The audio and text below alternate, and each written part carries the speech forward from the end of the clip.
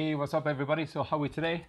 Today we're going to be talking all about sleep and helping you improve on your sleeping patterns. I suppose there's been times for me that I've kind of been having a lot of disrupted sleep.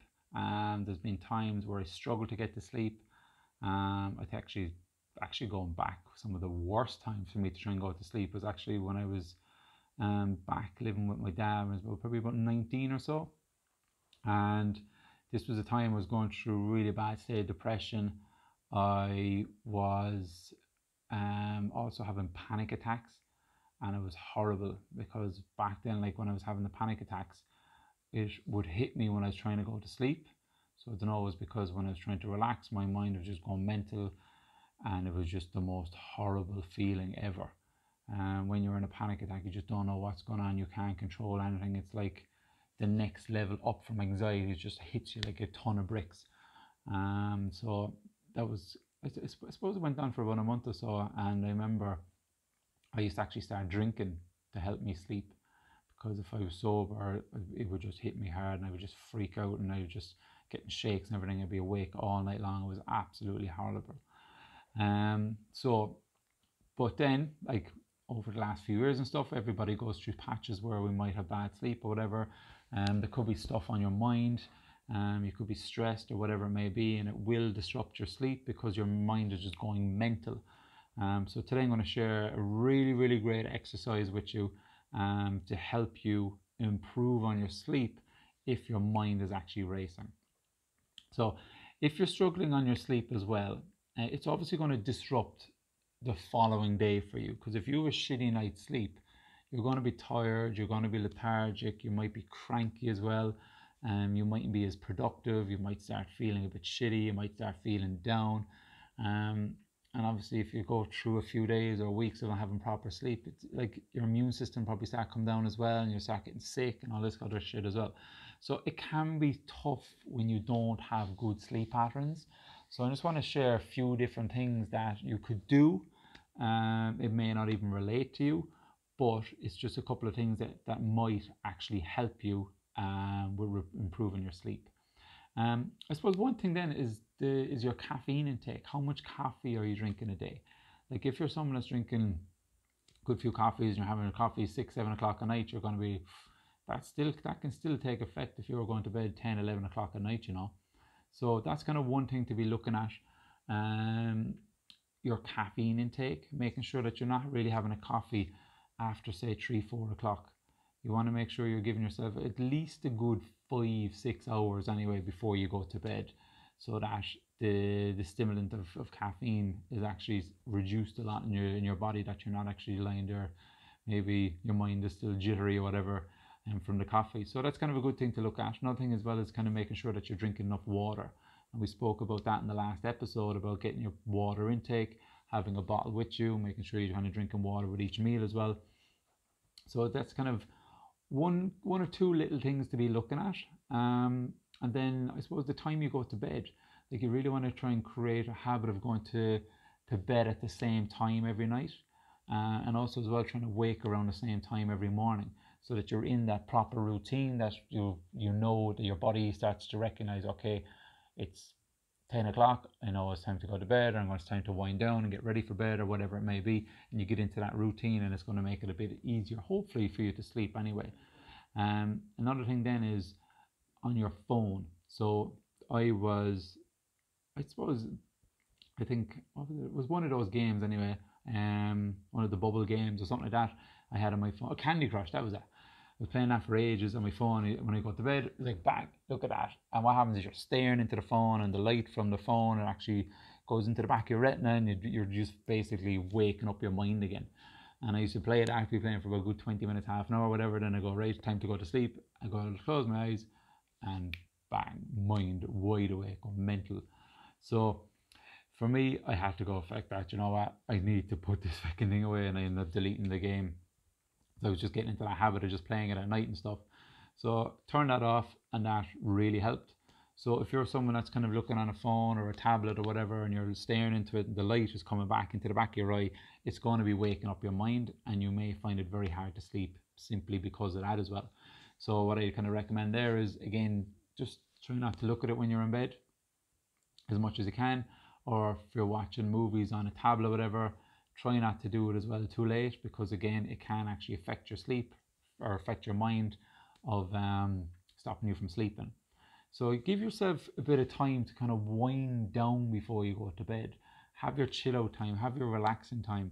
And for me, I like to just sit down, watch a movie, or we watch a series or something like that, and we just chill out before going to bed. So that's kind of something to look at as well.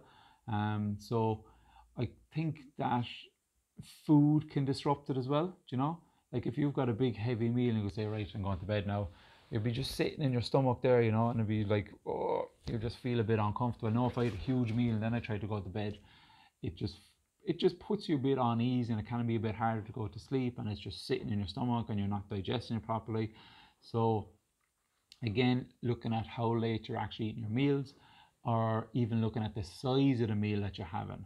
If you're going to bed really late, if you're eating really late, just make sure it's not a huge meal, that it's a bit smaller meal, and you're getting lots of goodness into you as well, lots of vegetables and stuff like that, rather than really kind of carb loading yourself with, I don't know, pizza or burger buns or whatever it may be, that will really kind of sit in your stomach. So it's just something to kind of be aware of that could really disrupt your sleep, but also could really help your sleep if you start to eliminate those things. Sugary foods, then again, you're drinking fizzy drinks, lots of fizzy drinks before bed that may have a bit of caffeine as well. So again, just kind of be more aware of that kind of stuff. A big thing then is a stressed, busy mind, or if you're going through a lot of stuff in your life, or if you're going through a lot of stuff in work or whatever it may be, your mind might be racing, or if you've had a busy day in work, you might come home and your head might be fried or whatever it may be. So it's good to you could do something called a mind dump.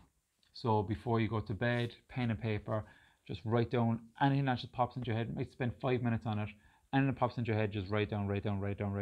You're just kind of really trying to take stuff out of your mind and onto paper, just eliminate it. Or else you might then write down your feelings. So if you're going through a really stressful time, or you might be with a partner or your family or friends or whatever may be going on in your life right now, you might just want to write stuff down.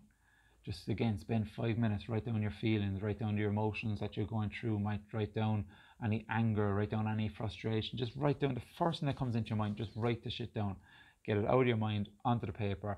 And again, what you're doing is you're trying to make room for your mind to calm down to actually help you to sleep.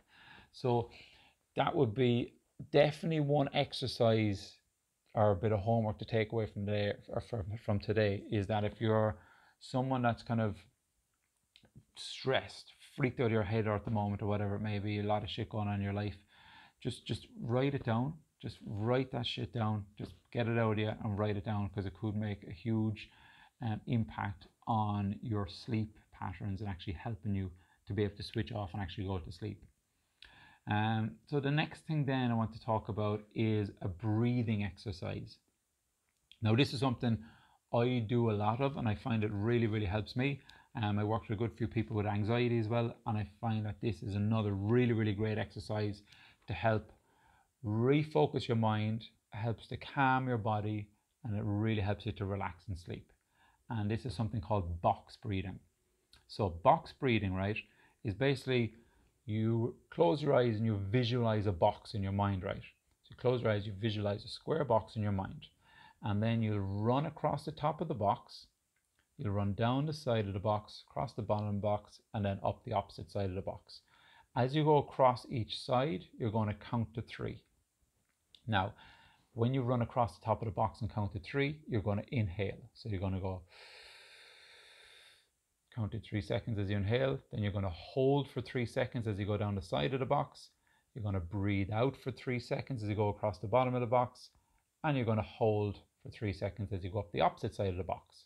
So you're literally going around the box, counting 3 seconds on each side, breathing in, holding, breathing out, holding, breathing in, holding. So you're just continuously going around that. And the way that it works is that in your mind, you can't think of 2 different things at the same time. You can only really focus on one thing. So by visually creating a box within your mind's eye, you're taking the focus off all the shit that's going on in your head and you're putting it onto this box. Then you're counting. So again, you're really focusing on in the box and you're counting the numbers, and then you're breathing. You're going with the lines of the box while you're counting to 3. You're breathing. Then what it does is it starts to relax your body. Once you've kind of done a few times at 3 seconds, you can up it to 4 seconds. So 4 seconds on each one. So it's slowing your breathing down even more. You're getting into more of a relaxed state. And from there, if you do that for even say for 5 minutes, you should notice a difference in your state, in your relaxation, in your mind, and it should help you to sleep. It's something, it may not work for you, but it definitely works for me, and it's worked for a lot of people that I've actually showed this to as well. So that's another bit of homework for you to take away from today's episode. To improve on your sleep, if you've got a lot of shit in your mind, just get it out, write it down. Just do a mind dump. Doesn't matter what you write down. Doesn't even make a difference if it's complete gibberish. Just get that shit out, write it down. Frustration, fear, anger, whatever it is, just write that shit down. Get it out of your mind. Put it down there. And that's number one thing if you want to focus on that. The second thing is the box breathing. Now you could be doing the box breathing while you're lying in bed. When you get into bed ready to sleep, lie back, close your eyes, hold,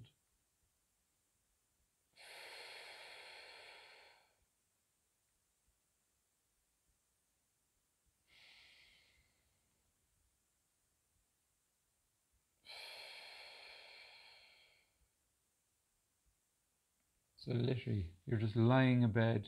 Create that box in your mind, count those 3 seconds, breathe in, hold, breathe out, hold, up to 4 seconds, and repeat that a few times for about 5 minutes, and just feel the difference in your mind, feel the difference in your body, and just notice how relaxed you are. So guys, give that a go, get stuck into it. You can always reach out to me, ask me any questions, let me know how you actually go with this exercise. But again, thanks again for tuning in today, and I'm going to catch you on the next episode.